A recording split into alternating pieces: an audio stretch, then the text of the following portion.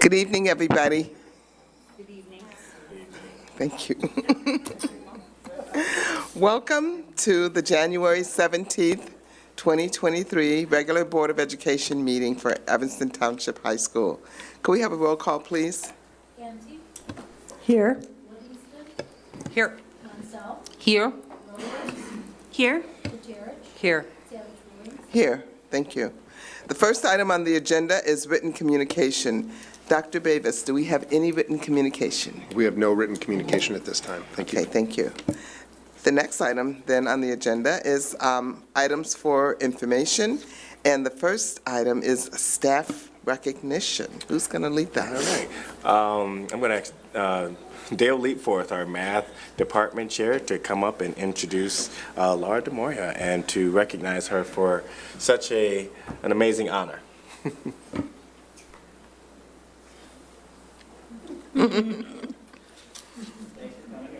Turn the mic on, Dale. It should be on, I just need to probably, speak directly into it. Thanks, boss. I'm glad I was able to make it here on time. I was busy with head coach Harold Bailey and the second team in ETHS history, the second boys bowling team to make it to the sectionals. So I was out there with the team tonight. But I made it back. I wouldn't want to miss this, a chance to recognize, one of our stars, Laura DeMoya. So my name's Dale Leapforth. I'm the math department chair. It's an honor and a privilege to highlight one of our amazing math teachers, Laura DeMoya, tonight.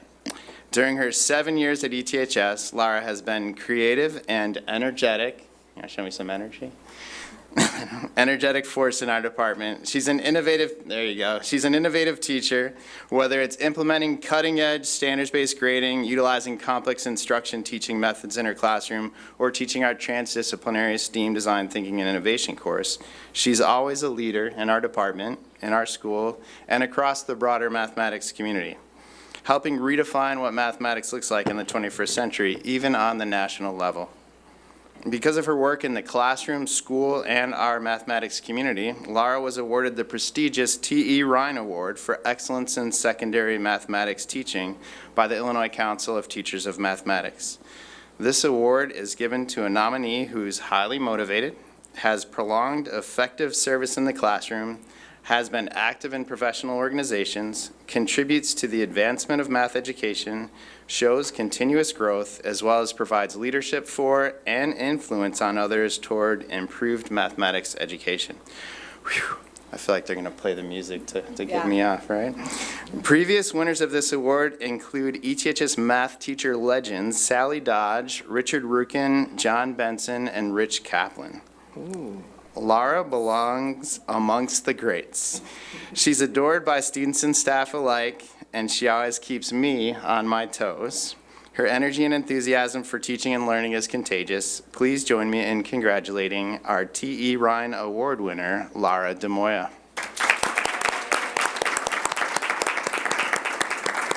Would you like to say a few words? I don't think I need a microphone.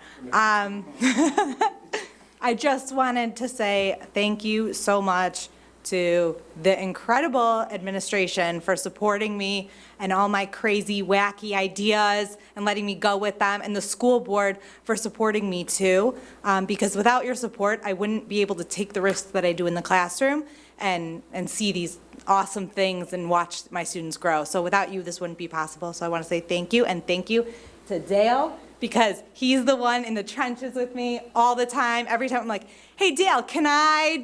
And usually the answer is yes, and he just is always supportive. I never worry when he walks in the classroom that he's going to be judging me. It's just always uplifting. So I just wanted to say thank you to everybody. Lovely. Yes. Laura, we want you to come around. We're going to give you a fist bump, and we have a great school board pin, ETHS pin, we'd like to give you. Congratulations.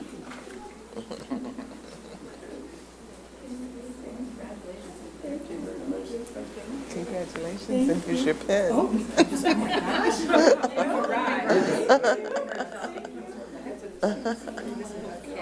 When you get all four.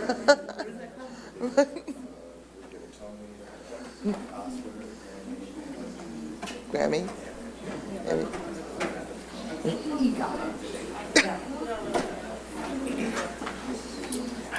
All right. Way to start a meeting. Okay, the next item is the intergovernmental agreement for the North Suburban Educational Region for voc education, Yeah. or INSERV. Well, Dr. Babers, do you want to give some context for this? Sure, yeah, I'll keep it very brief. NSERV, they administer our grants for CTE. So think Perkins and CTEI grants. And this is specific to Perkins. We have to re-up our intergovernmental agreement as part of the new Perkins legislation. And this is the information item for information, and will go on as an action item next time. We are privileged to have Marianne Brown here from NSERV. If you have any questions, if not, I'll leave that up to y'all. Thank you. So do you have any questions on the IG? No, the Alrighty. information was in the packet. It was very helpful. Thank you. And thank you for coming, Mary. I think we're good, and it'll be on as an action item, Marianne, next time, and we'll, Okay, next month. Yep. thank you. All right. Thanks. Thanks, Marianne. Thanks, Marianne. Okay. All right, the next item is the report on the advanced placement.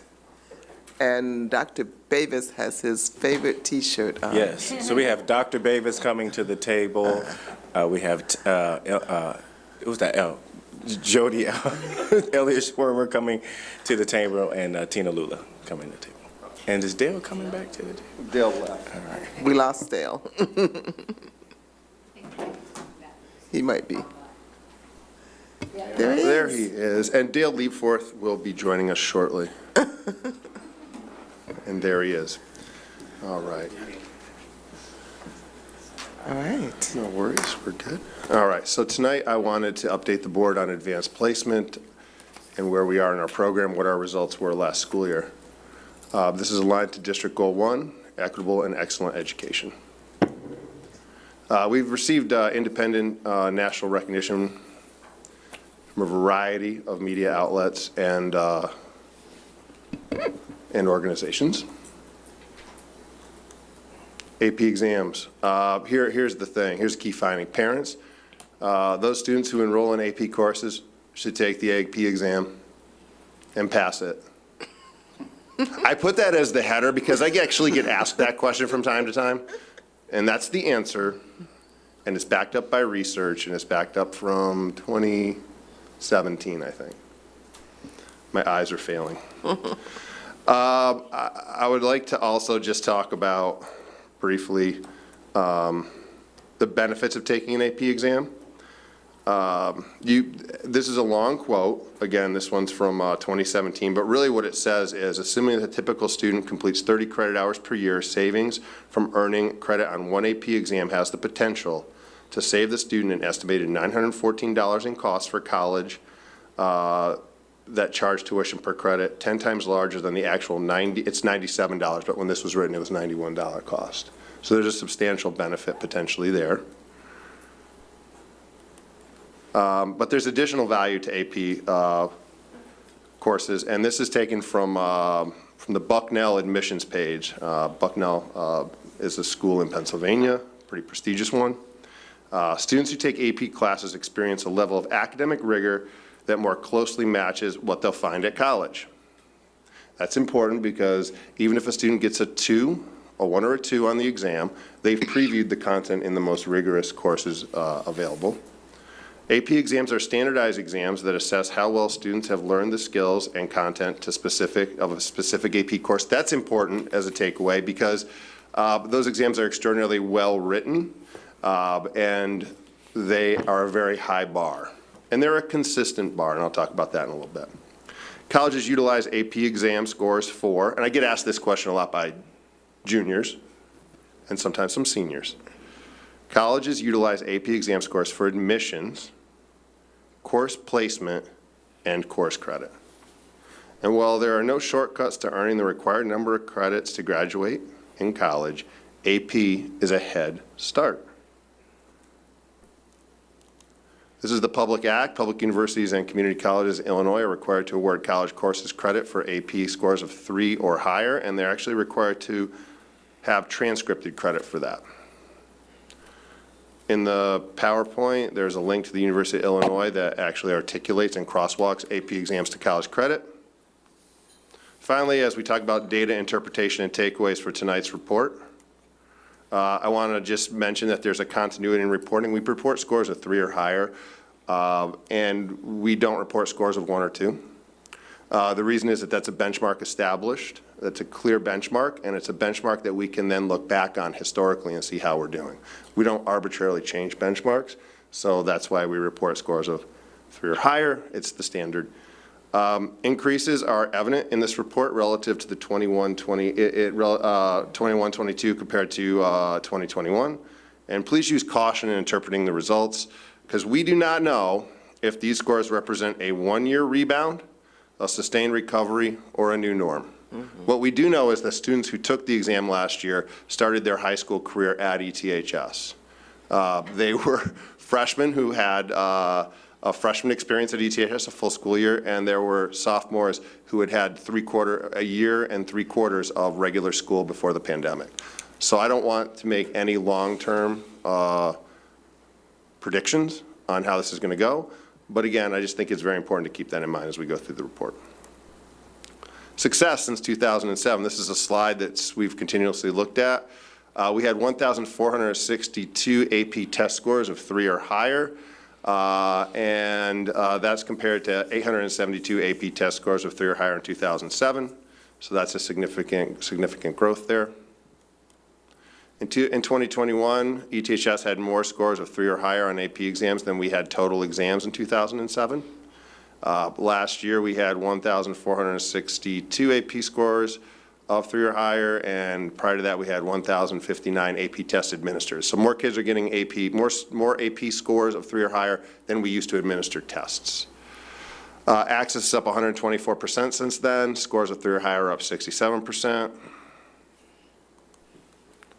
We have more scores of 4+ than we had scores of 3+, which is interesting. We had 899 scores of 4 or higher last year, and that's compared to 872 scores of 3 or higher in 2007. 2007 predates all of the work we did in terms of increasing access and success in advanced placement, so it's a good benchmark to utilize. This past school year, we exceeded the national 3+ percentage in 16 to 26 courses. That's consistent with pre-pandemic scores. Here we see an inflection point. If you look at the diagram where you see it, it goes down last year and then it rebounds. That's the rebound. That's the inflection point. This is also important because this is all 11th and 12th graders are the denominator, and the numerator are the number of students who take AP courses. So it's really important. This is something we've tracked historically to really say, like, here's everybody in 11th and 12th grade and how many students took AP class and AP exams. So this is what that represents. This represents the AP exam piece. It's a marker we've monitored for quite some time, and again, we're going to continue to monitor that. And when I talk about, is it a trend, is it a rebound, or is it the new norm, what is it? We'll have to wait and see. 39% of all 11th and 12th graders earn a 3+ on 1 or more AP exam. Again, the numerator are the total number of kids, individual kids who got a 3 or higher in 11th and 12th grade, divided by the total enrollment of 11th and 12th graders. Really important to keep that in mind. Again, you'll see that trend, that went up. It was a rebound. We don't know what that means yet, and we'll hopefully, I'm glad it's going in this direction, but I don't want to speculate long term. Percentage change, we use that to measure the change to represent relative change in size between populations across time period. We've used it for a really long time. We might discontinue using it because, I don't know, it just kind of says, here's the trend since then. It's still in the report because it's consistent with previous reporting. Last year, you might remember that we had percentage decrease. This year, we're seeing percentage increase.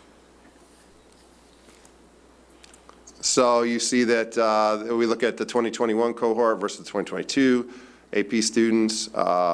For Black African American students, we went from 78 students to 109, and we went from 26 of those students getting a 3 or higher to last year 52, and that is it's close to in line with where we were pre-pandemic. It's not quite there, but it's made progress. You see overall enrollment for and success for Hispanic Latino students. Again, we went from 94 students in 21. In the 22 school year, we went to 137. AP scores of 3 or higher went from 50 to 84. That, again, that's an increase, and we're going to monitor that. For white students, we went from 531 to 631. It went up. We went from 381 students getting an AP score of 3 or higher in the white subgroup to 504.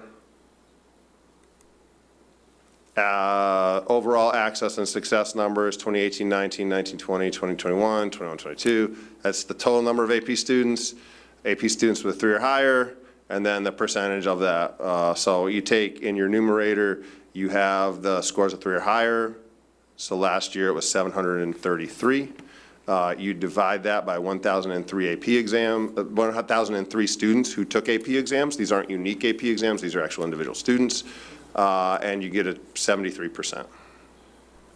So that just says that 73% of the students who took the exam passed the exam. It's up over last year, 2021. It is up over the 18-19 numbers, but again, it's too early to tell what it means.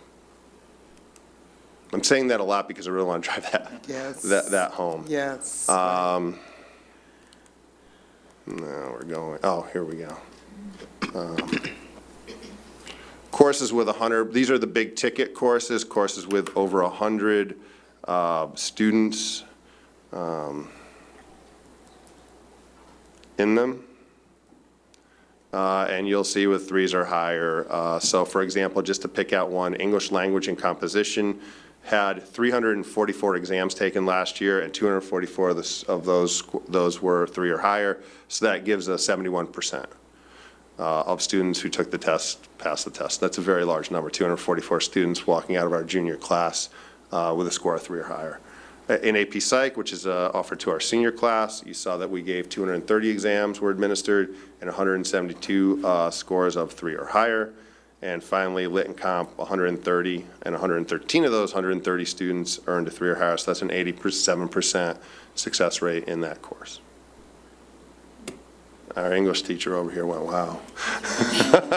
It is impressive. Those are difficult tests, particularly those are tough. One of the things we do track, we've tracked this forever, are what are called College Board honors. And College Board honors gives, they recognize students who've taken multiple AP exams during their high school career. And you will see that we last school year had 160 students who are AP scholars. And then I don't really want to get into this, but this is just students taking multiple exams and passing them, sometimes with a 3 or higher, sometimes with a 4 or higher, depending on the designation. We report it because the College Board reports it on their website, but we think that it's very important to balance this with student well-being, and we know in our own statistics, in our own work, that students who take, you really see taking one AP class makes a difference. Taking 2 AP class makes a significant difference in student outcomes in college. And when we talk about that, these are ETHS students. And then it levels off with 3 or 4 AP tests. If a student takes 3 or 4 AP tests during their high school career, we note that their persistence rates are about close to 80%. In college. And by persistence, we define that as contiguous enrollment for 5 semesters. So that means junior, second semester enrollment. That's the impact that this has. And this is unique to ETHS students. I'm going to turn it over to Mr. Liebforth. Thank you. The Team ASAP team. It's nice to hear an English guy speaking math there for a little bit. I noticed you're dressed a little differently tonight. What do you got on your T-shirt there, I have Dr. my Team Davis? ASAP T-shirt. I didn't get the memo, but I figured that since I'm at this meeting all the time, I can be the one that reps this and everybody else can dress up. So here we go. And Team ASAP, as you've heard in the past, stands for Team Access and Success in Advanced Placement. It is the group, the team that kind of works with our students and teachers and staff around the AP program, and we'd like to highlight some of that now. I changed out of my outfit. Did I mention I came from the bowling practice where the second team in ETHS history made it to the sectionals for boys bowling? But back to this report. Team ASAP, as you know, has a series of supports for students as they take these really difficult advanced placement classes. We want to ensure that students are aware of the courses, that they're ready for the courses they're getting into, and that the access is there for all students, and that they're ultimately successful in the courses once they take them. So before they even enter into an AP class, there's a full year of supports. We'll talk a little bit about them in a minute, but there's a whole year of supports. Really, we've started now from freshman year. When they come into the high school, they start to come to our Team ASAP lunch meetings, and really right from the beginning of their high school journey, we have them kind of tapped into the program and coming to our events, and ultimately then, bless you, as they get to junior, senior year, they'll have a series of supports while they're in the class as well. So we'll highlight a few of those in a little bit. For the first time in a while, we actually have some new courses coming online. We currently are piloting this school year AP African American Studies. Dr. Hill is teaching that course on a pilot basis. Next year, it will be a course. In our course request guide, it's a full-fledged course with an AP exam. Students can sign up for that. Many of them might take like AP US History along with African American Studies, but that's a great course that we're excited about having formally on the books. Back in 1957, I always get the date wrong, but back in the 50s, we were a beta test site for the College Board for the AP program, and we still are kind of a testing site for some of their courses. So we are one of the pilot schools for African American Studies. It's been an exciting course for the students who are there, and we're excited to bring that formally online, as is the College Board. It'll be an official AP course by the College Board with an AP exam at the end, and we'll be offering that next year as well. AP Pre-Calculus is coming online. I can get in the weeds since I'm a math guy about some of the details of that, but the short version is AP Pre-Calculus will be available to students, and we're in conversations with our pre-calculus teams as well as the College Board to see exactly which students could benefit from taking that course. And we've had for a while our affinity-based math classes. We have our Axel classes for our Black Affinity classes and our Ganas classes for our Latinx. We're continuing kind of expanding that program. Now for Axel, for our students who identify as Black, we have Algebra 2, Pre-Calc, and AB Calc, and Ganas now, which started out for our Latinx students in Algebra 2, moved on to Pre-Calc. Now there'll be a Ganas AB Calculus next year in their kind of third year coming through the math program. So we're excited about the opportunities that will bring for our students in those affinity spaces. We talk about AP a lot. Actually, Team ASAP is Access and Success in Advanced Placement. You've heard us talk a lot about AP, but I know one of the kind of foundations of Dr. Campbell's superintendency, if you will, is post-secondary planning. And so we're looking to see how we might expand beyond just advanced placement as sort of a narrow focus. How can we look at other post-secondary opportunities for students, certifications, dual credit? I threw up a slide about dual credit. Those are our dual credit offerings, and in a slightly different shade of blue, you can see some of the new offerings that are coming online. But we will look at other departments that could offer dual credit and certifications. Really, we want every student that comes to this high school to be prepared for post-secondary. We want them to have a plan. We want to make sure that they're prepared. One of the ways to do that is to take advanced placement classes, which we're highlighting tonight, but we want to continue to see how we can expand the focus of that to areas like dual credit certifications and in other areas as well, so we can truly be sure that every student that comes through ATHS is prepared for the next level, whatever that might be. And then to talk a little bit more about our Team ASAP events, I will toss it over to Tina Lula. Before I do, we will give a shout out to Josh Brown, who's watching from home, and Candace San Roman, who's really one of the key members of our team. She really helps with all the logistical support. She's been an amazing supporter for the team throughout this. I just wanted to give her a shout out as well. Thanks. Awesome. Thanks. Okay, so I just wanted to highlight some of the events that we've had this year and how we've adapted them and changed them. We've had the same events in terms of like what we call them for the last several years, but each year we are adapting our events and trying to tailor them to the needs of our students. So we did choose to do AP Summer Camp again virtually this year. The last few years, keeping it virtual actually increases our attendance, mostly because students are still traveling or doing whatever they're doing during the summer, so we find it a little bit easier to get some attendance. So that was great. For our AP Fall Academy, that's an event that we try to hold early in the school year to help students who are struggling in their AP classes kind of find us and find a support system for themselves. And we did very personal invitations to students. We tried to look at grades and look at who might be struggling in their AP classes, and we provided them with some personal opportunities to meet with some of the adults in the building, but also as a group to kind of address some things and tell us what their struggles are, and then we try to troubleshoot that. So that's what we did for Fall Academy. The Pathways to AP Forum is an event that we held virtually again this year, again because of the attendance that we get. Usually when we check out those YouTube views, they're a little higher than what we've seen in person. So that's an event that's also open to middle schoolers, again, kind of planting the seeds, reminding everybody about all the different ways students can access AP classes.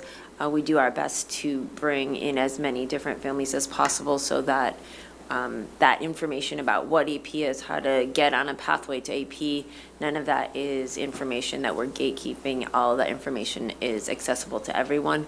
We record that. It's on our Team ASAP website, so at any time, any family can access that information. Our AP Fair was a really successful event this year. It was in the Hub.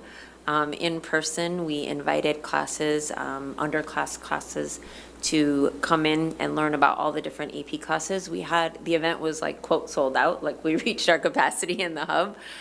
We had over 40 classes attend.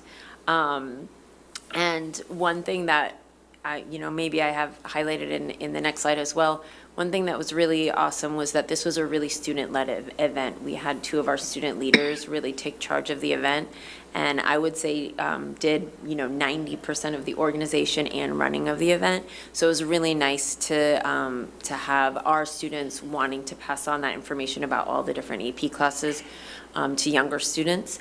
One thing that we're considering in the future is maybe partnering with our SASH, our Sophomore Advisory Study Hall, to see if the AP Fair can become part of their curriculum. This way we can ensure that all sophomore students had access to the AP Fair and got that information. So that's something we're kind of looking forward to for next year. Coming up in the spring, we'll do some AP exam prep. That's something that is really easy to get both students and teachers, everyone on board, because once it's time for AP exams, everyone's ready to prepare for them. So we'll do that, and then AP spring training looks forward into next year. So those will be when we reach out to next year's AP students and try to get them ready this year so they know what to expect for next year. And then lastly, of course, the main thing that I think we have the most attendance at is our monthly lunch meetings. This year, we've been consistently getting over 100 students to each lunch meeting. And I would say my colleague Josh has been really instrumental in helping find kind of a common thread of race and equity in AP. To guide our lunch meeting. So no matter what topic our students come up with or what topic we try to discuss in class, in the meetings, we really make sure that we always bring it back to race and equity in the AP classroom. And so I think at this point, students know that that's what Team ASAP is essentially about, and that's what we discuss at our meetings. Let's see what else we have. I just talked about our meetings, some recent areas of focus. It is obviously nice. This is the first year in a long time we think we're going to get all of our lunch meetings in person. So that's been really great. We've also done some work. Jody and Josh have done some work with individual learning time when we get our individual learning time on Mondays after school, and they're hosting a session on equity in AP. And Jody, when you speak a little bit, feel free to add anything about that. We did run a AP teaching PD session right at the beginning of the year where we had about 15 AP teachers sign up to come, and we just did a sharing of best practices on how to make our AP spaces welcoming to all students, specifically students of color. And that was a real success, and that's something we want to kind of continue to see how we can build out. And then we've done some continuous collaboration. Dale mentioned the Axel and Ganas classes. We always are supportive of the peer tutoring program. And then Jody is going to have some time to talk more about the Black Affinity space that we started last year. I think a main highlight of this year is our advisory board captains. We call those our ABCs. Those are our student leaders. And we have really focused on reformatting that program so that we asked students to apply for specific positions where they were assigned specific tasks and specific responsibilities. And then they really had ownership and leadership opportunity of those. So one that I mentioned was our our event captains were the ones who ran our AP fair. And you can see I listed kind of the other groups that we've made. So we have a group of about 20 committed student leaders, and I think their commitment to Team ASAP is really strong. We meet with them once a week, and I would say we have 80 to 90% attendance every week with our captains. And a lot of what we're doing is really driven by them. So they're coming up with the topics for our lunch meeting, then they're making the slides for the lunch meeting, then they're presenting those slides at the lunch meeting. So we've really moved to a model where we're giving a little more autonomy to our students and giving them some more leadership opportunities. And I think for me, that's where we've grown the most this year. Awesome. Pass it over to Jody. Okay. So in the Black Affinity space, we meet monthly, kind of to mirror the cadence of the larger Team ASAP meetings. And we focus our content based off of whatever they've discussed at the larger group meeting. And then we isolate not only race, but specifically the Black student experience related to that topic. And during our meetings, we'll meet during lunch, during both sessions of lunch, and we usually start with some fun facts about Black excellence that have occurred within the last month. Students have reported back that they really enjoy hearing not only about famous people and the things that they've done, but things that regular people are doing that they might not have known about, because it allows them to see potential career paths for themselves or just see interesting things that other people are doing. And then we allow a space for each other to share their own Black excellence. And so they'll share about things that they have done on campus or at home that they feel like can kind of bolster themselves in terms of how they feel about themselves, but also to encourage the people around them. This year, something that is new is that we have advisory board captains specific to the Black Affinity space, which has been incredible because now we can really shape the space around what students want. And so we will discuss whatever has happened or what the larger topic was at the Team ASAP meeting, but then the advisory board captains will create their own topic that they'd like to discuss. And the beauty of that is that they've been able to align it with the cadence of the student's year.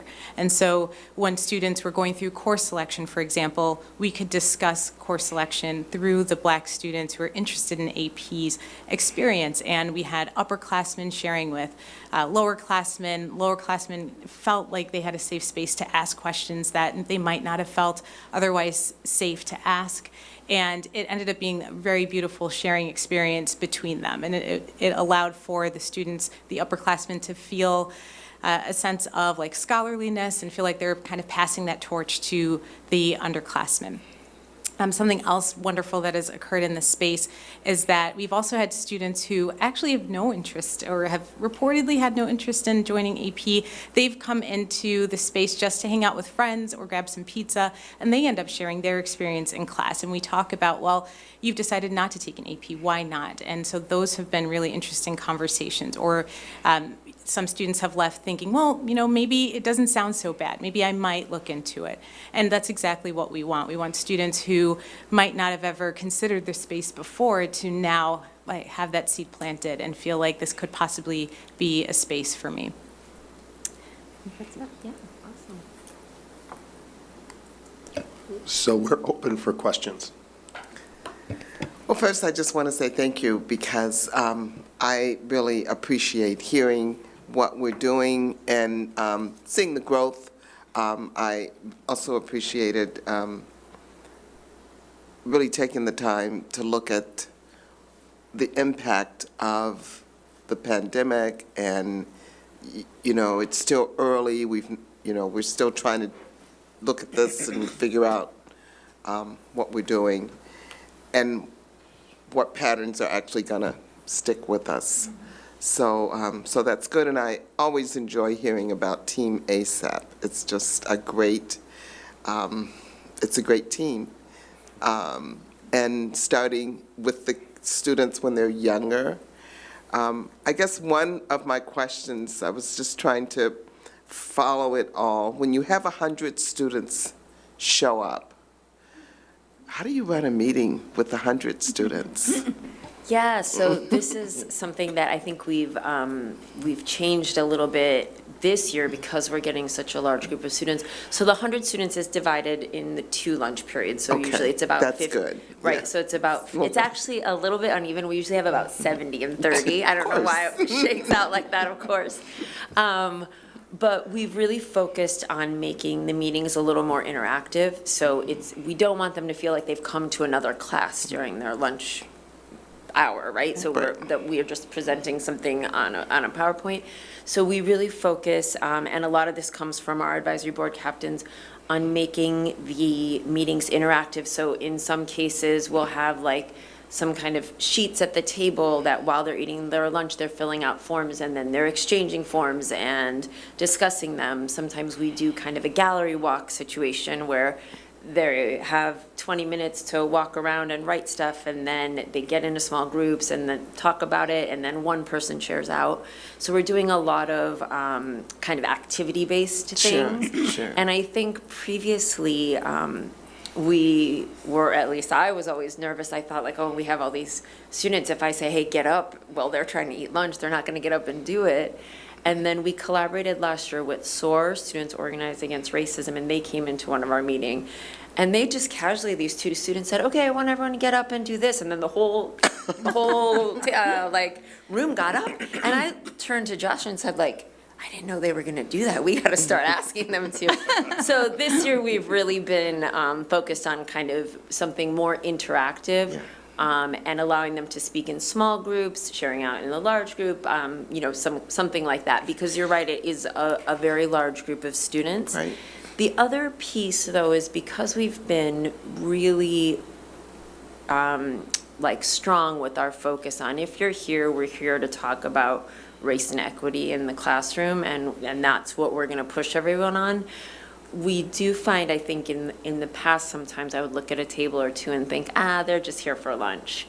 And I think because of this kind of interactive way, there doesn't really leave space to just be here for lunch. If you're going to be here for lunch, you'll also participate, which I think has kind of, similar to what Jody was saying, brought some students maybe who are more hesitant kind of on board and participating in their own way. Thank you. Thank you. Other board members, Gretchen. Thanks so much. Couple of questions and comments. First of all, the bit about post-secondary planning that you slotted in there, Dale, I think that just for future, let's title this item on the agenda in a way that gives that the credit it's due, so that this doesn't become a AP-only report. And, parents or community members who look at the agenda think, AP, same as ever, don't have any interest. I think that needs to be lifted up a little bit in a way that, it pops up in lots of different ways in reports in front of the board, but I think it just struck me when I saw that I wasn't really expecting to hear about it tonight. It's not in the report, the written report that's included in our packet, which is okay. This brings up an interesting we have these reports that come in our packet that the board, for those who don't know out there, the board is supposed to do their homework, read their packet, read this report ahead of time, come to these meetings prepared to ask questions. And then what you guys put on the screen, your PowerPoints, which are always interesting and good, but we haven't seen them. And they do not mirror necessarily what's in our packet, which is also, I think, fine, because I don't want you to sit here and read the report that's in our packet.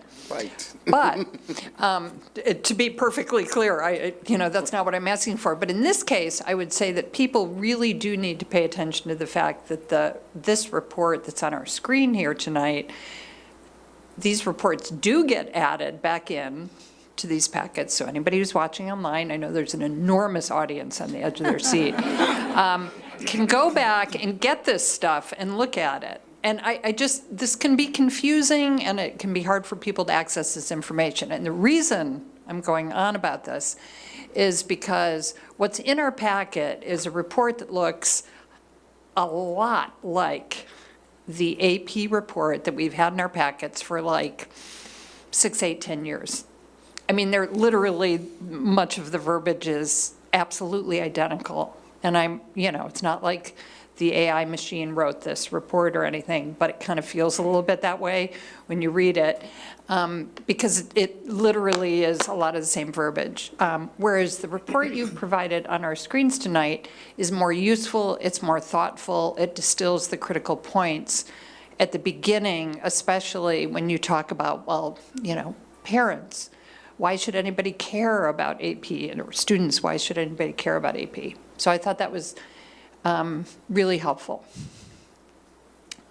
Secondly, I would say, Pete, that I'm going to be more optimistic than you on that little, it looks like sort of a check mark between the year before the pandemic, the middle of the pandemic, and then coming out of the pandemic. It's like a little V. I'm going to be just optimistic and say that I think that is the beginning of a better trend, and it is going to take us back to where we were, and hopefully it's going to lift us beyond where we were before, because we are, I have to say, this is all really positive developments, but if we go back to 26-7, the first area on this, and we look at where we are today, it's not exactly like a huge change. And so the challenge is, as it has been up until the pandemic anyway, we made these big changes, big steps, but now we're really kind of, I don't want to use the word stalled out, but we're kind of stalled out in that we need to do something more. And I think Team ASAP is tremendous in what they're doing. But we can't just keep doing that because, there we are. It's just, there's not this big bounce. So I don't really know what the answer is. And I think what I'd like to hear and see more of is, what are the big moves here that are going to change this? And maybe it's adding the new AP classes. Yeah. I mean, do you have any thoughts on that? Sure, yeah. I think, to your point, I am hopeful. I would love for this to be an inflection point, and then boom, off we go. I'm just cautiously optimistic, I guess, would be my language. In terms of the new AP class, I think the more the College Board onboards courses that are going to have more appeal to students, that haven't traditionally been brought in, I think, more identity-based classes, I think we'll see an increase. I also think, though, and I want to elevate this part, is the piece about dual credit and folding that into this report. It's absolutely necessary. And there was a reason we planted that seed in the presentation, because that's where we're headed. So we see this as, And the title of the report will be different. Thank you. And the look may be a little bit different, but That's good, too. But to your point, I think it's all going to take work because, we will see growth and gains in our dual credit numbers. But again, we need to be mindful of the constraints on that. It's a lot stricter than advanced placement, than offerings you can have. Correct, but there's also an expansion in state, legislation that's designed to support and encourage all of that, right? Right. And we need to be talking about that and how to exploit it to the benefit of our students. Absolutely. And we're going to have Oakton Community College come and talk about some of those things. Oakton College, you mean? Oakton College, yes. Oakton College. And hopefully Oakton College will be able to modify and adapt to we really need our teachers to be able to teach these courses. Yep. And it's a barrier right now for Yeah, dual yeah. credit. It's a real barrier. Yeah, there's been a little tension there. So we really need to tackle that. That's the biggest barrier. Yeah. To put it out there. But they're open to the discussion, and we're certainly ready to go. And to be clear, though, you're not talking about replacing our AP coursework with dual credit coursework. This is merely a supplement. In addition to. A tremendous add-on. In addition to, more opportunities for students to find their passions, more opportunities to get them college credit, because we know that earning a college credit, whether it's through an AP score of 3 or higher or a dual credit course, has a significant impact on post-secondary outcomes. It has a significant impact on going to college, and it has a significant impact on going through college and graduating. So we're looking to expand all of that. I have two other small points, real quick. One, what's up with history? Go to the slide that shows the big history four. was down. Yeah, that wasn't good. 45%, I think. Yeah, keep going. It was, yeah, right. there it Whoop, was. Yep, you just missed it back. There you go. 48. Got it. 48%. So, I mean, I hate to think that, I don't know, is history AP hard? I do recall my kids saying US history was hard.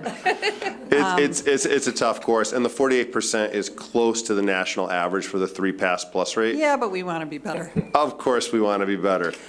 There's also, they modify the curriculum, they make changes, and then there's More a catch-up. tail. Yeah. Yeah. I just think that in this time of, misinformation, disinformation, all that stuff, I hope that we're not lightening up on our history curriculum in a way that, No, I still would point out that 157 kids got credit, so. Yeah, good And many point. 4s and 5s. But to your point, we got 325 kids in there, which I think is great. Yeah. And we could do better than 48%. And then my very last point is that whole question of numbers of students taking, passing, getting 3 and above versus percentage of our students' body or percentage of students taking an exam. And I think we still need to pay attention to that percentage. So if you go at the very beginning of this presentation tonight, you gave us a bunch of raw numbers. Yeah, like in here, where you're talking about this. I think, like, if you're just comparing last year and this year, what's been our student body in those 2 years? Has our student body changed dramatically? I'm not sure it has too much in these, Not too like, much. 21 to 22. But when you there's- look at more longitudinal pieces, Yes. like 18, 19, 19, 20. Yes, and I think we've sort of tapered off in our student body, right? We're not. We have. But our student body grew a lot. So when you look at raw numbers from '07, '08, 10 to 11, or 12 to 14, whatever, to the last 3 Yeah. years, And we have a much bigger student body, and we're really not telling the right story when we just give you raw numbers of Right. students taking and passing the exam. And that's why we always include, to that point, that's This also one. why we include that one. This Which one. I think is foundational to it, because it It gets to is, that. but we get kind of tangled up in just all those lists of raw numbers at the beginning. Right. And, I mean, for goodness sake, Pete, I'm an English major. I can barely muster, my math knowledge to, like, try and think through all these numbers. And you are too. I And Dale's am. sitting there in awe. Dale's sitting there in awe of our math capabilities right now. Yes. I used the phrase inflection point, didn't I, Dale? Yeah. I was gonna. I think I was correct just you on talking that. about it. So anyway, I just want to reiterate, because I think we've gotten better at Right. that. But we undersell ourselves. We do. At least some of the time, when we just are throwing up all these raw numbers. You know, we had 100 and something or other kids doing this, that, or the other. Well, it's much more interesting to me if one year, half of the kids, and then the next year, it was 75% of the kids. That's way more interesting to me than saying we had 110 in one year and 130 the next year, and then I have to do the math and figure out how many total students there were. So we still have 3 out of every 4 graduates have taken an AP class by the time they graduate, so. That's a good number. You know, and so we have been looking pretty closely at, as a team, like, what about the other 25%? You know, what's Yes. happening with those students?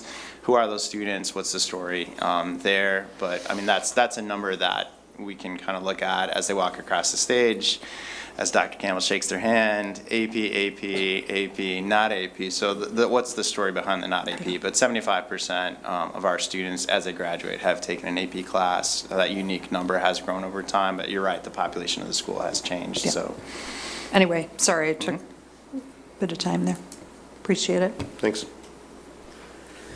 And I guess I should apologize for putting that slide in there, but not so much, right? I think that's something that Dr. Campbell and I have talked about, you know, how can we totally reframe the opportunities for our students, right? Where do we want to go around? You next, or Pat, you had your mic open? Yeah, Pat, and then we'll get to Mary. So I have to tell you, thank you, and I have to tell you, this is one of my favorite presentations of the year.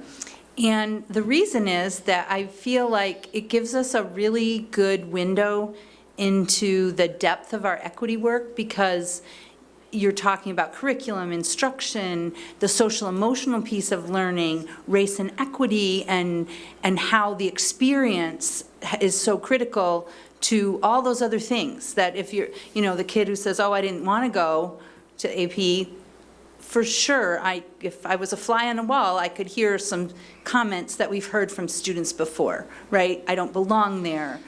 I would feel uncomfortable. They're smarter than me. All those awful things that are internalized through racism, and the fact that you're reaching those kids with a piece of pizza is amazing. And having other kids do the presentations is terrific. So I really love your presentation, and I know you said, well, we do the same things, but we do them differently. And I do want to acknowledge that I recognize that, because I really do pay attention to your report. So thank you for all of that. I feel like because you are so good at these things, and we have seen so much over the years, and every year you get bigger and better and deeper, I feel like it's the place, this is one of the places where, to Gretchen's point, the graph isn't changing enough. And, you know, one of the things that when we hired Dr. Campbell was we really pushed be bold. And I guess, I'm not necessarily expecting an answer at this moment, but given the pandemic and all that you've learned from that, like the summer camp that you do virtually because you get more attendees, great. Like, that's a little learning. But are there bigger learnings from all the great work you've done now over the years, and the expansion of that work and the depth of that work, and the pandemic, that can push harder to be bolder? Because I feel like we've done so much great work, and you guys are such the example of that in the school, but we still have a lot to do. You all know that, and I know you do.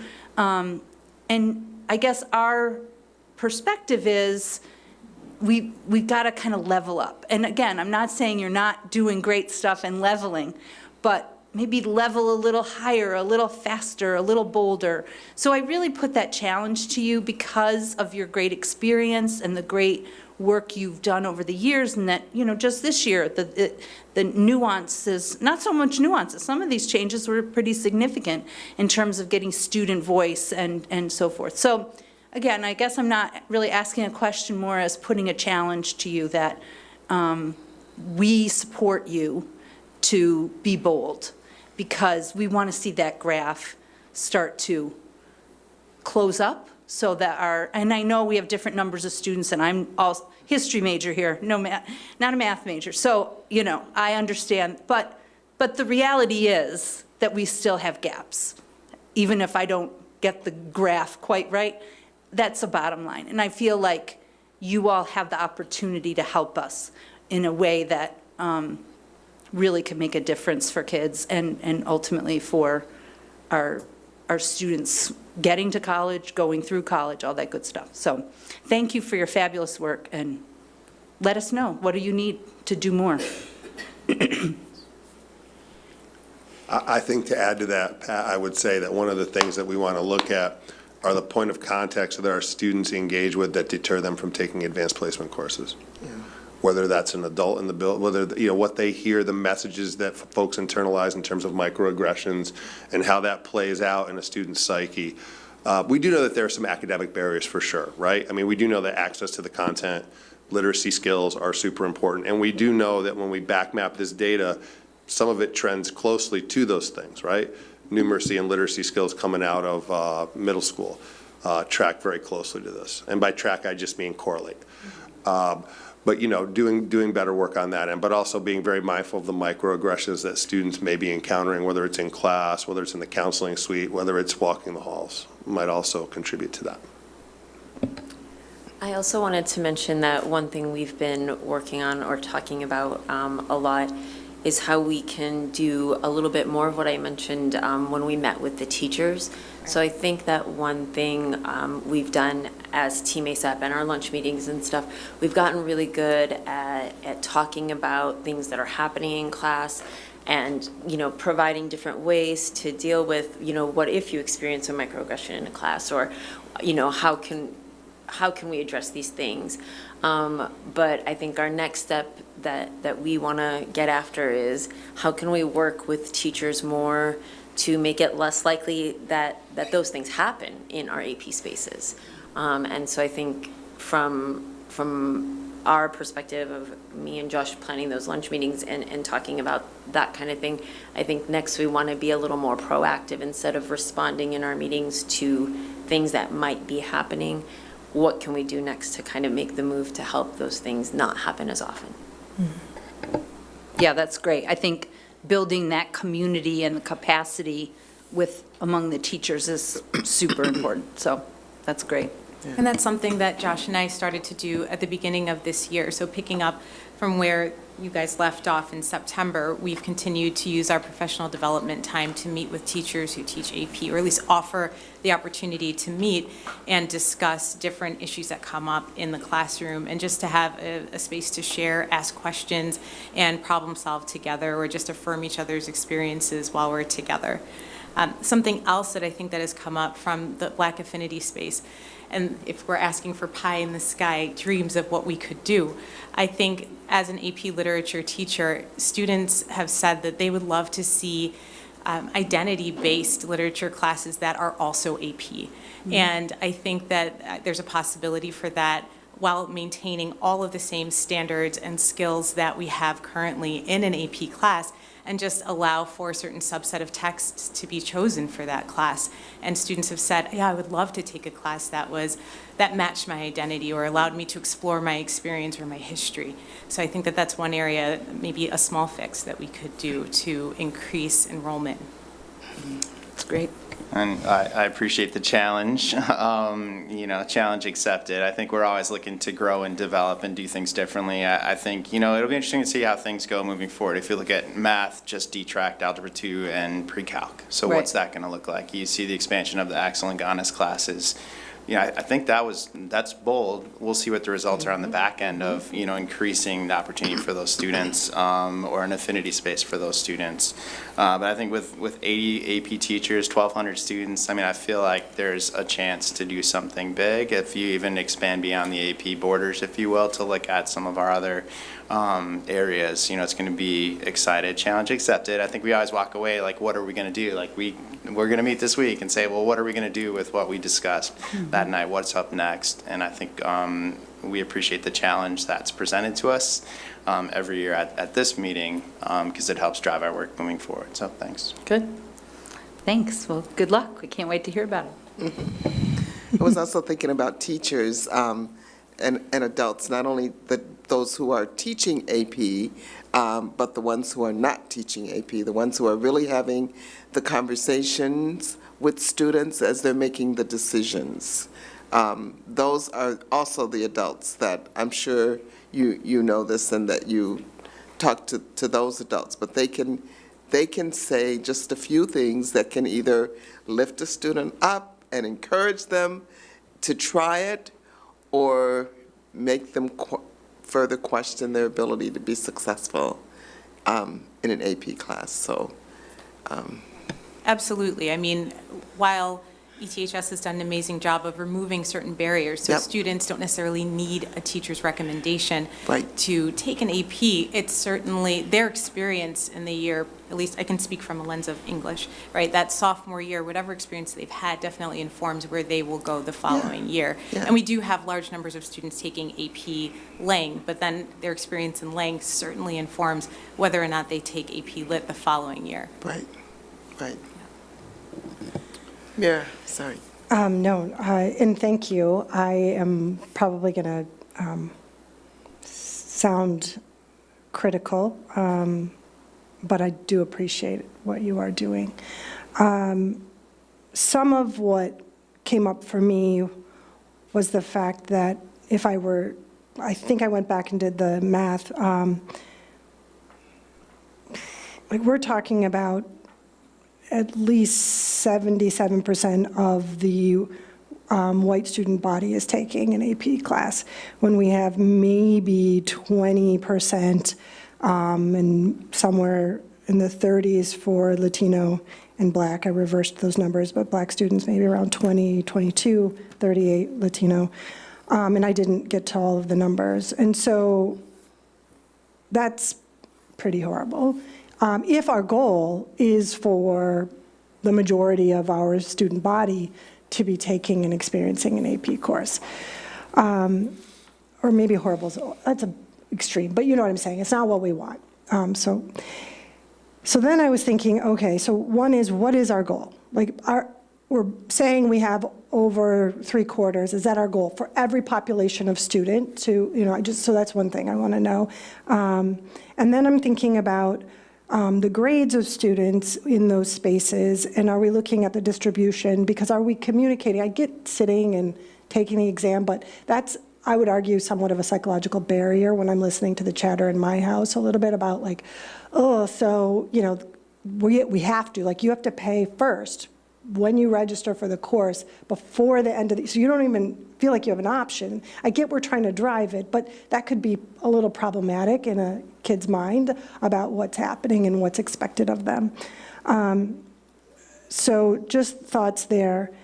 And then I'm thinking about, like you said, Jody, the identity courses. So is U.S. history kind of an identity course overall for white students? Depending, I know we teach in radical ways too, so maybe not. But I love the idea of what it is that we could do so that we are designing spaces that feel that they are being designed for the kids that we want there. And we're not saying like, okay, let's set up a classroom that looks like a board meeting and we're going to invite you to this table. Like, how are we creating new tables with the students who we want there with them in mind so that it feels like spaces that, that we really want them to be in. And I hear you saying that. So I'd love to help continue that and to build that up. I think I said most of what I needed to say, but those are some things that are coming up.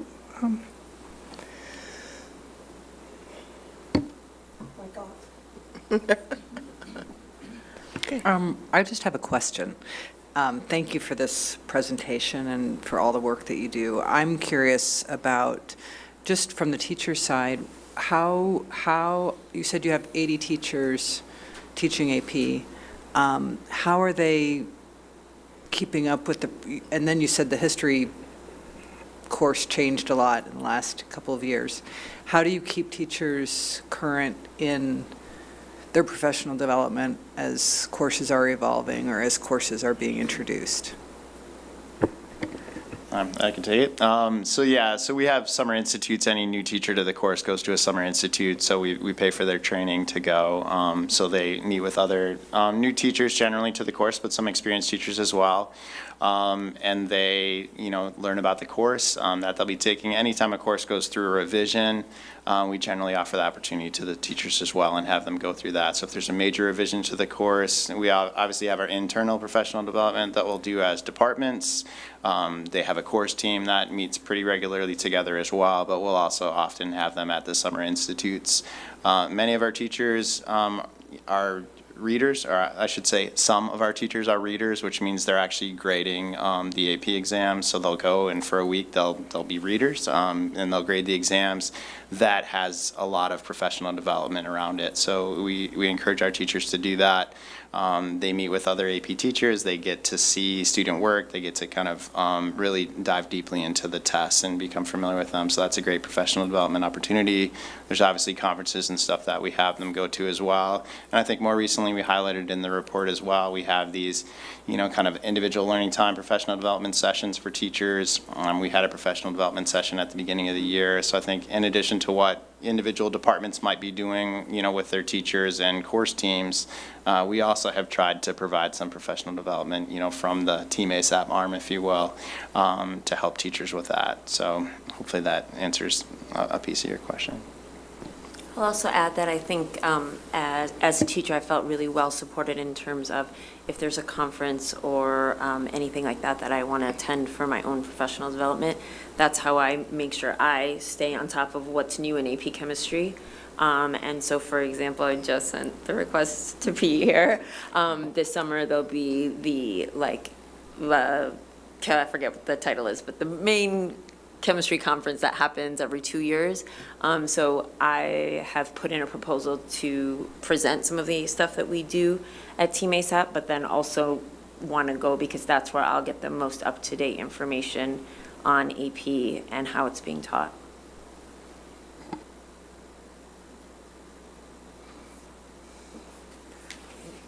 Okay, other questions? Board? So thank you. Thank you again. Thank you for fielding our questions and listening to our challenge and following up on this. So thank you. Thank you. Thank you for your work.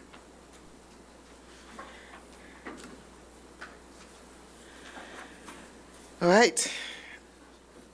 I guess, Pete, do you need a chance to get back over there, or do you? I can do it. Okay. I can do it from here. All right. The next Let me item just is pull the up the, go ahead. press policy issue, the first reading for issue number 110. We had a policy committee meeting recently. Yes. Let me just pull up my notes. Just one second, and I'll jump right in. Okay.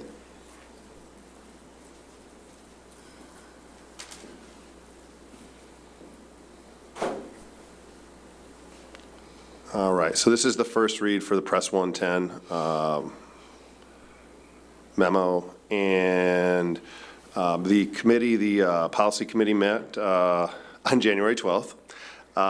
Most recent policy update from the press service. What you see there in your board packet is each of the draft updates and then the committee recommendations. You will see that some of them are tagged yes with edits. Those edits are reflected in the packet. If you click on the policy and you click on the appropriate note, you'll see the notations therein. And I'm trying to think. Most of these are just basic standard revisions, which means they may change a citation or two. Others are a little bit more detailed. The committee met for about an hour, talked through those, asked some questions, and these are their recommendations are right here. I would say some of the big ones were the stuff based on Faith's Law, which deals with grooming of students. So there's a big section on that. And the Crown Act around treatment of students based on their hairstyle. Those were some of the notable bits.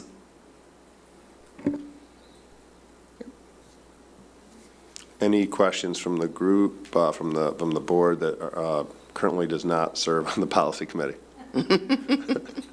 Pat and I are on the committee, is we always look, in addition to whatever press wants us to look at in, a legal citation or whatever, is how it measures up or doesn't with other things that we've already edited. So our dress code or any of those kind of things. So there's a real emphasis on that. I think all three of us routinely recognize something that doesn't, or at least we have a question, and Pete is the one charged with going and figuring it out. And there was a question on this one Yeah. that was 750 school admissions, student transfers to and from non-district schools. We were specifically to out-of-state expulsions.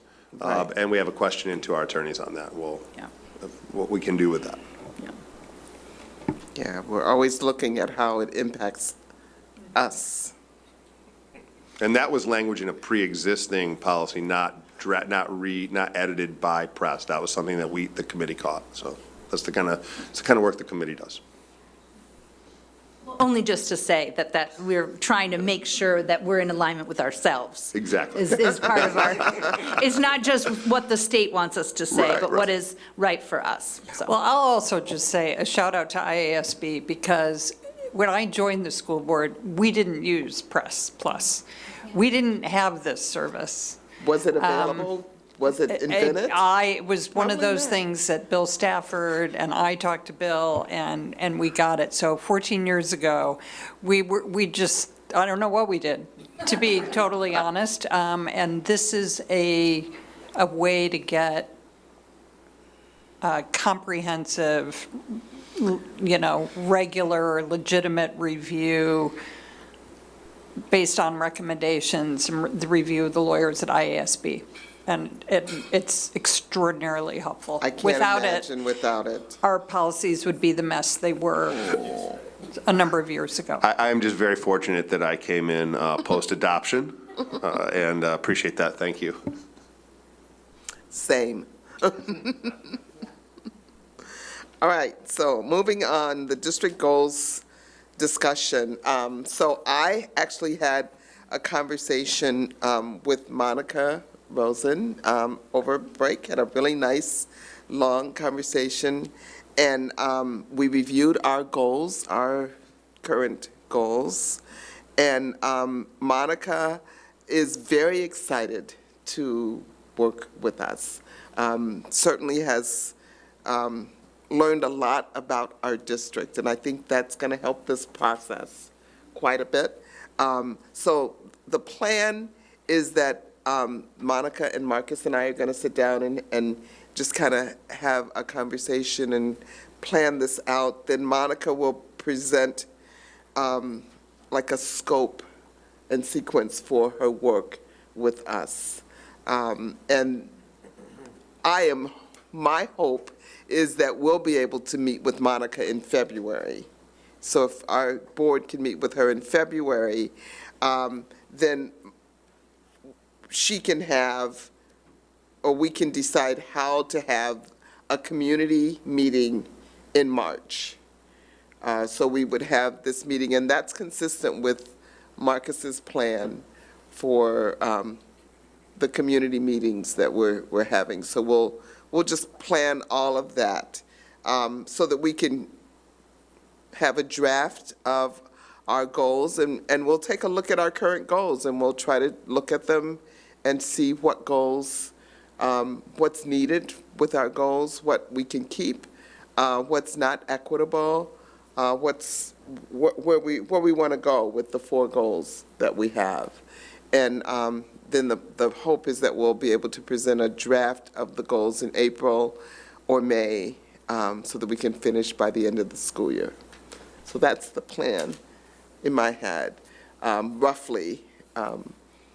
So I think it's good. I think it's really good to come back to somebody who knows us so well. I think it's very, very helpful. It will be very helpful. We're not starting from scratch. We're not reinventing the wheel here. So I think it's good. And I just wanted to say, in addition to, I think, her knowing us, I think the firm has a focus on community voice. Yep.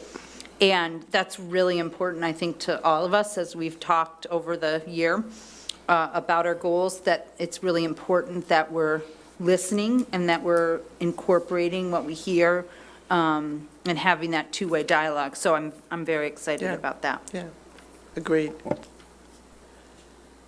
Okay. All right. So we're at comments from the public. Dr. Davis. Yes, thank you. We have one comment from the public. Speakers who sign up for public comment will be invited in the order they signed up to address the board for up to 3 minutes. I will keep time on my phone and signal the speaker at the end of 2 minutes as a courtesy. I will let them know it's time to stop at the 3-minute mark in the event that that becomes necessary. Speakers are asked to come forward and speak at the lectern up here. And please state your name and address. Public comments generally pertain to school district matters, but comments about any individuals are expressly prohibited. Please understand that the Board of Education does not respond to public comments, but will listen carefully and will follow up as the board deems appropriate. And our public comment from tonight is from Jennifer Doherty. Just up here at the podium is fine.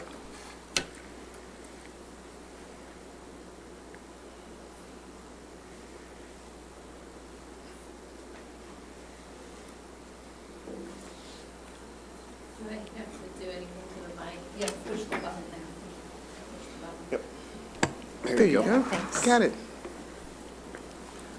Hi, I'm Jennifer Doherty. I'm an advocate from Evanston Case and a parent of a student who is outplaced at Cove School. I'm here tonight to raise your awareness about CityCare, the company that ETHS uses to transport students who attend therapeutic day schools and whose contract is up for renewal this spring. CityCare presents safety and timing issues as well as a lack of professionalism. Safety issues include drivers who race down the highway, tailgating and honking at other vehicles while swerving from lane to lane, who drive cabs that look and sound like they're ready to break down en route to school, who pull away from students' homes before they have a chance to put on their seatbelts, and more. One driver, while wearing earbuds, has watched YouTube videos and done internet searches on his phone while transporting students. Note that this has been a repeated offense. The ETHS contract states that vans must have cameras and GPS devices, but we were recently told that these vans are used for other districts, so CityCare can't install cameras. Seriously? Why would we give them this pass when some of them are driving so dangerously? Lack of professionalism.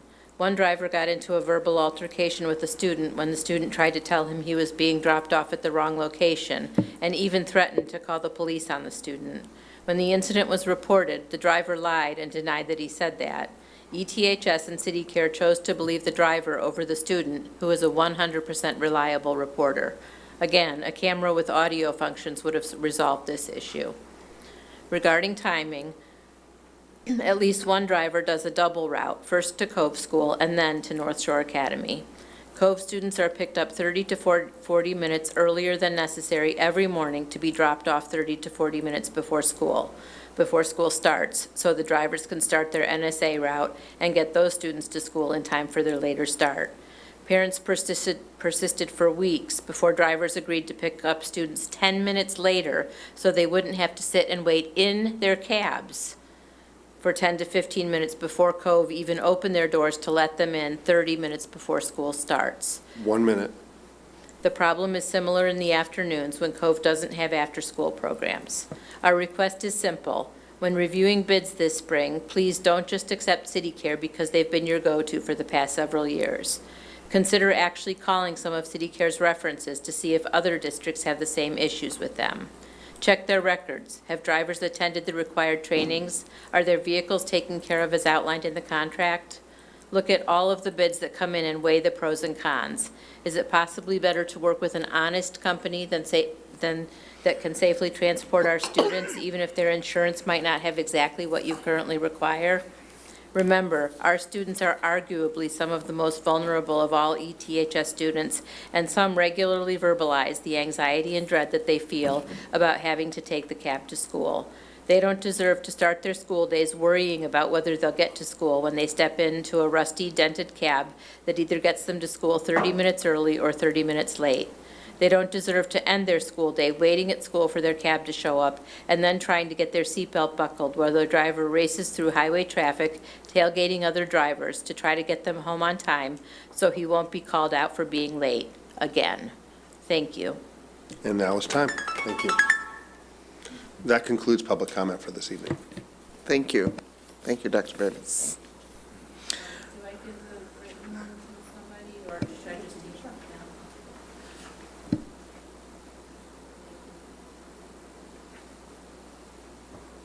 Thank you. All right, the next item is FOIAs, and we have a few. We have 5 FOIAs in your packet, 2 from Scody, 1 from Harabe, 1 from Tate, and 1 from Callan. And the responses are in your packet. Correct. All right. So we're at board committee reports. Do we have any board committee reports tonight? Gretchen? I don't have an actual report, but I have an EdRed-related matter.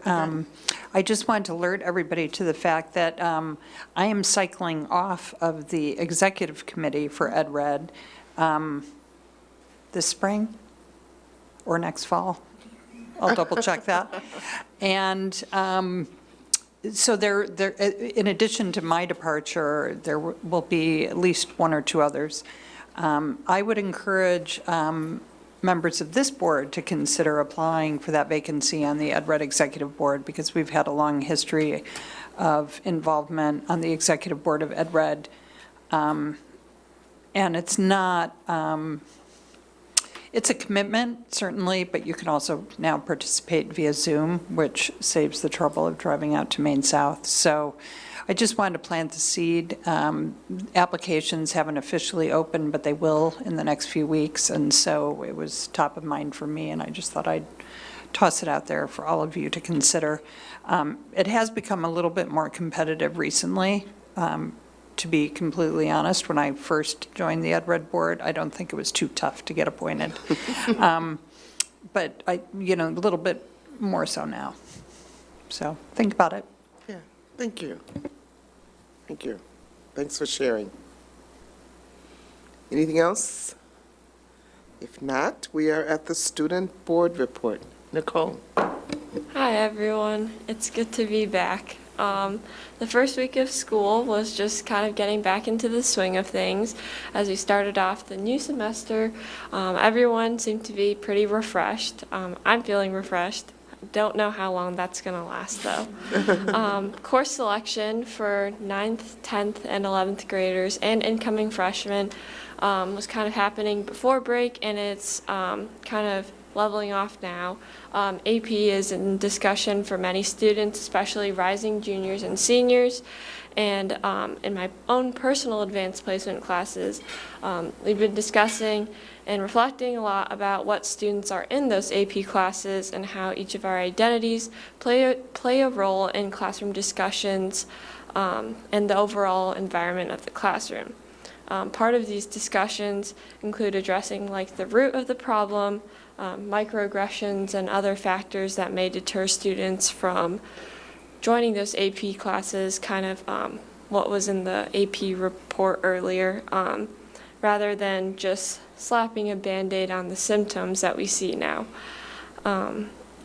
Moving on, the changes that some of the students are adjusting to include new lunch changes that were made based off of a survey taken by most of the student body in the first semester, and there were a lot of complaints about being able to sit with friends and also exiting the building and coming back in the building in an efficient manner. So some of the changes include opening doors 1, 2, and 3 for leaving the campus to go out for lunch, and also the South Cafeteria, one of our 4 assigned cafeterias, is now a drop-in space along with, but the other students who are assigned to the South Cafeteria can also go there for lunch too. Moving on to the student union, last time we saw each other, we had just finished the Student Voice Forum, and that we had gotten many responses, lots of sheets of paper. Thank you to any administrators, or Dr. Kinsey and Dr. Campbell especially, and Dr. Bavis for coming. We had a lot of responses, and we're still surveying through. We're about halfway through, and we plan to be done going through that data by the end of this month. The student union plans to come to a leadership team meeting of Dr. Kinsey and Dr. Campbell's on February 13th, which is a Monday, to kind of talk through the data, what we see, give them a nice presentation, and answer some questions that their leadership team may have. That's all I have for you. Wonderful. Thank you. Thank you, Nicole. Okay, Dr. Campbell. All right, thank you. We have a few Spanish language events on the horizon that I want to share with you about just briefly. As a part of the Listening and Learning series, this Thursday, January 19th at 6 p.m., I will be hosting the next Community Talk back at St. Nicholas Catholic Church in Evanston. This event will be held in Spanish, and it is my hope that parents, guardians, and community members will share their perspectives with me and other district leaders. And you can learn more about this week's event on the ETHS website. On Saturday, January 28th at 10 a.m., we'll be in our retreat, but ETHS will be hosting a campus tour for prospective Spanish-speaking students and their families. If you are unfamiliar with our school tours, ETHS hosts them throughout the school year on select Saturdays. They are designed to provide a guided tour of the school's facilities, including visits to athletic facilities, career and technical education wing, libraries, and fine arts, performing arts areas. And finally, I want to give a heads up to all of the ETHS parents. Next week, the Illinois 5 Essential Survey will be available for all parents and guardians to fill out. This statewide survey is administered online by UChicago Impact and the University of Chicago on behalf of the Illinois State Board of Education. This survey is very important, as the data provided will provide me and other school leaders with critical input to develop school improvement plans. The parent survey will be open next week, while our students will be able to take the survey on select times during school days in February. Be on the lookout for an email.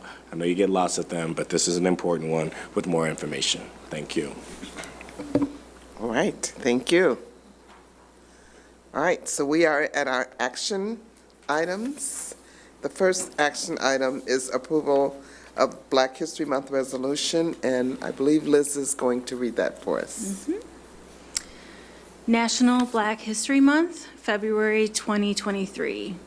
Whereas millions of people were taken from their homes in Africa in chains and were held in slavery, and whereas from 1619 to 1865, slavery was legal in the United States of America, and whereas 12 generations of blacks survived and lived in the United States as enslaved people with an incalculable human cost that continues to impact our society and culture. Whereas on the eve of the American Civil War, approximately 4 million enslaved African Americans lived in the southern region of the United States of America. These enslaved people were the descendants of 12 to 13 million African forebears ripped from their homes and forcibly transported to the Americas in a massive slave trade dating from the 1400s. Whereas this forced migration is one of the greatest human tragedies in the history of the world. Whereas the celebration of Black History Month began in February 1926 with the vision of Dr. Carter G. Woodson, a noted historian committed to encouraging all people to learn about the contributions of outstanding African Americans. Whereas the students and staff of Evanston Township High School must continue to learn about and be mindful of African Americans on a national and local level who have worked to serve the public good. Whereas the ETHS community should welcome and learn from all people of color to support the destruction of beliefs and practices that racially segregate and hinder students from believing that the American dream is for everyone. Whereas the ETHS community should also continually dedicate itself to the principle of equal justice for all people, remain eternally vigilant against acts of racism and bigotry, and continue to be a leader in empowering all students through education. Therefore, we, the District 202 School Board, proclaim that in celebration of past, present, and future exceptional African American leaders, do hereby proclaim the month of February 2023 as Black History Month at Evanston Township High School. Thank you. Thank you, Liz. Can I have a motion to accept this resolution? So moved. Second. Roll call, please. Yes. Yes. Yes? Yes? Yes. Yes. Okay, thank you. The next item is a notice to Remini teacher, and I'm going to read this resolution authorizing notice to Remini. Be it resolved by the Board of Education of Evanston Township High School, District 202, Cook County, Illinois. 1, the President and Secretary of this Board of Education are hereby authorized and directed to serve or cause to be served on the tenured teacher named in the minutes of the closed session immediately preceding the adoption of this resolution. A notice to Remini substantially in the form of Exhibit 1 attached hereto and made a part hereof. The notice to Remini references deficiencies in the conduct of the tenured teacher, which, if not remedied, may result in his dismissal. The notice to Remini also references directives, which, if not followed, may result in her dismissal. 2, this resolution shall be in full force and effect upon its adoption. Adopted this 17th day of January 2023 by roll call vote. Roll call, please. Could we have a motion to accept this? So moved. Second? Roll call, please. Yes. Yes? Yes? Yes. Yes. Yes. Okay, the next item on the agenda is the consent agenda, which consists of approval of bid for campus landscaping, approval of minutes, regular and closed session from October 10th, 2022, regular and closed session from December 12th, 2022, treasurer's report from October 2022 and November 2022, approval of bills, and personnel report. So moved. Second. I just have one comment, question. Okay, sure. Before we vote. On the bill list, I just want to confirm what I think is the case, and that is we have a $50 payment to the Evanston Community Foundation, and I'm guessing that that is for our contribution for the Evanston Cradle to Career. Oh, it's something else entirely? There were 50,000? Oh, it's at 50,000. Yeah. You said $50. $50, oh, I wouldn't even bother, please. Right, I know, I'm thinking $50. I mean, that would be such a deal.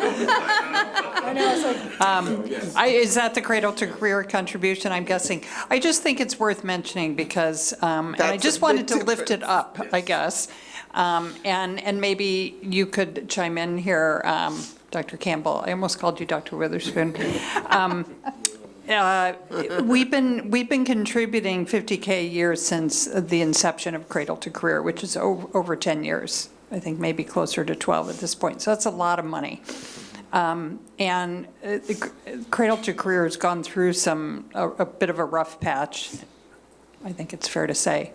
And I'm hopeful that we're emerging from that. And I just think because that's another large contribution on our bill list this year, I don't think it's really appropriate to kind of bury that or let it go without acknowledgement.